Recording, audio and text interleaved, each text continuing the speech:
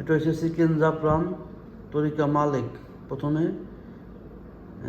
একটা মুরগি 4 পিস করবো, হাড্ডি ফেলে দিব, পরে মশলা হলুদ, গোলমরিচ, এলাচ পাউডার, লবণ দিয়ে এটাকে ফ্রাই করবো এরকম। পরে আলু কেটে আলু এরকম ফ্রাই করে দিব। পরে এই সেনিয়া নিচে আলু দিব, তারপর মুরগি দিব, তারপরে যে আলু বাহারা আছে আলু বাহারা দিব, আলু বাহারা।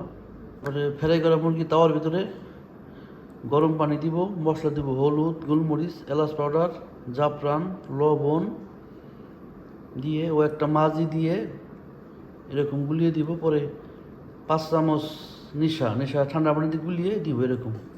পরে এই সস এটার ভিতর দিয়ে দিব। সসের উপরে একটা টমেটো একটা ফিলফিল বাড়ির লাল দিয়ে দিব। পরে ফ্রেমে দিব 40 মিনিট। এটা হচ্ছে চিকেন জাফরান। উপরে যে টমেটো আর যে ফিলফিল বাড়ির লালটা দিব। পরে ফ্রেমে দেবো 1 ঘন্টা, বাস, সাথে সাদা ভাত।